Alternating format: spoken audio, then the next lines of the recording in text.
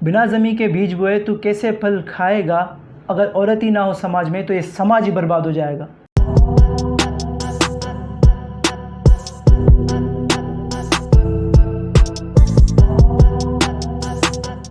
जी तो जनाब हाजिर है इस बार एक और वीडियो के साथ, और आज हम जिस मूवी का रिव्यू करेंगे उसका नाम है मातृभूमि a nation without women, which is directed by Manish Jha. इस मूवी में औरत की अहमियत और उसकी इज्जत डायरेक्टर ने बड़ी बारीकी से दिखाई है। इस फिल्म में मर्द की हवस और औरत की बेबसी के साथ ये भी दिखाया गया है कि कैसे इंसान अपनी आग बुझाने के चक्कर में अपने सगे भाई को भी मार सकता है। बात करें कहानी की तो कहानी एक गांव से शुरू होती है जहां सारा गांव बच्चे के पैदा होने का इंतज़ार कर रहा होता है। जैसे ही बच्चे की पहली आवाज़ सुनते हैं तो सारा गांव खुशी के मारे नाचने लगता है। अंदर से दाई अम्मा बच्ची को लेकर आती है। लड़की को देखकर सारे गांव की खुशी का जनाजा निकल जाता है और वो अपनी बच्ची को भगवान के आगे कुर्बान कर देते हैं। लेकिन कहते हैं ना कि इंसान की एक तरफा सोच ही उसको खुद को ही ले डूबती है, जो कि आगे चल के सारा गाँव भुगतता है। क्योंकि ये शायद ये भूल गए थे कि मर्द अगर ख़ानदान को बढ़ाता है तो औरत ख़ानदान को ज़िंदा रखती है। और ऐसे इस गांव में बच्चियों को मारने का रिवाज आम हो जाता है और इस गांव में एक भी लड़की नहीं बचती। इन मर्दों की वहशत इस कदर बढ़ जाती है कि वो नाइट डांसेस शोज़ देखकर, जो कि एक मर्द औरत के कपड़े पहन के करता है, और पॉर्न सीरीज़ देखकर गुजारा करते हैं। इनकी इन हरकतों की वजह से उनकी वहशत और भी बढ़ जाती है और ये बिस्टियलिटी करने पर उतर आते हैं। गाँव में एक एलाइट क्लास का घर होता है रामचरण का, जहाँ वो 5 बेटों के साथ रह रहा होता है। उसका बड़ा बेटा राकेश, जिसे शादी करने की बहुत जल्दी होती है, वो हर बार अपने बाप को टोकता है। उनके घर एक शास्त्री पंडित आता है जो रिश्ते करवाता है, लेकिन उसके बताने के मुताबिक गांव में एक लड़की तो क्या 80 साल की बुढ़िया भी नहीं बची। रामचरण ये सुनकर बहुत ही परेशान हो जाता है। अच्छा, यहाँ पर एक छोटा सा फनी सीन है, मतलब ऐसे लोगों के साथ ऐसा किया जाए तो मेरी नज़र में ठीक ही है। इनके घर में एक रघु नाम का नीच जात का लड़का भी होता है जो उनका नौकर होता है। जब पंडित रामचरण के घर आता है, रघु उसे रूह अफ़ज़ा का ठंडा गिलास पिलाता है। लेकिन इसमें फ़नी बात यह है कि वो रूह अफ़ज़ा का गिलास पानी से नहीं बल्कि उसी के पेशाब से बना होता है और वो मज़े लेकर पी रहा होता है।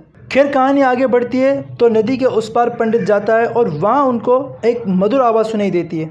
जब वो आवाज़ सुनकर उस दिशा का पीछा करता है तो उसको एक लड़की मिलती है जिसका नाम कालकी है। पंडित फिर कालकी के बाप प्रताप से मिलता है और उससे पूछता है कि तुमने उसको छुपा के क्यों रखा। तो प्रताप उसे कहता है कि मैं अगर ऐसे लड़के की लिबास में ना छुपा के रखता तो सारे गांव के लोग उसे खा जाते। फिर पंडित कहता है कि मैं आपकी बेटी की शादी एक अच्छे घर में करवाऊंगा। प्रताप पहले तो राज़ी नहीं होता, लेकिन 1 लाख अमाउंट सुनते ही इसके मुंह में पानी आ जाता है और वो शादी के लिए राज़ी हो जाता है। जब रामचरण रिश्ते के लिए आता है तो उसके साथ उसका सबसे छोटा बेटा सूरज मौजूद होता है और प्रताप को सूरज पसंद आता है, लेकिन रामचरण को तो अपने बड़े बेटे की शादी करवानी होती है। फिर यहाँ से कहानी में ट्विस्ट आता है जब वो 1 लाख की जगह 5 लाख और 5 गाय देकर उसको ख़रीद लेता है और अपने 5 बेटों से शादी करने के लिए तैयार करवा लेता है। बात यहीं ख़त्म नहीं होती। जब शादी के बाद उस रात सारे भाई और बाप एक साथ बैठते हैं तो 1 हफ्ते का हिसाब लगा रहे होते हैं कि बुध के दिन एक भाई के साथ, मंगल के दिन दूसरे भाई के साथ, और ऐसे करके 5 दिन 5 भाइयों के दरमियान बढ़ जाते हैं। लेकिन 2 दिन हफ्ते के बच जाते हैं। यहाँ रामचरण कहता है, नालायकों, शर्म नहीं आती तुमको? सारा खर्चा मैंने किया और मेरे बारे में सोचा ही नहीं। तब कालकी के साथ पहली रात गुजारने वाला उसका ससुर होता है। सेक्स, सहवास, हमबिस्तरी, ये अल्फाज तो अलग है लेकिन जज्बात एक ही। ये काम करते वक्त इंसान एक अलग ही दुनिया में मौजूद होता है, लेकिन अगर ये मर्ज़ी के बगैर हो तो ये मज़ा सज़ा बन जाती है। कल्कि के साथ भी ऐसा ही कुछ हुआ, यानी कि जिससे वो प्यार और एहसास मिला, भाइयों ने मिलकर उसको भी मार दिया। इस फिल्म में काफ़ी सीन दिल दहलाने वाले हैं, लेकिन मैं इस फिल्म के एक ऐसे सीन की बात करता चलूँ जहाँ कालकी को भैंस पाड़े में बंद करके रखते हैं और हर रात अलग अलग भाई आकर, खुद रामचरण आकर उसके साथ सेक्स करता है, और ऐसे कई महीने गुजर जाते हैं और वो पेट से भी हो जाती है।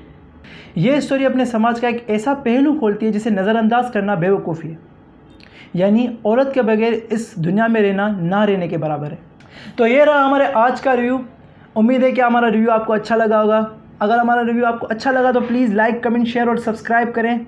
तब तक के लिए अल्लाह हाफिज़।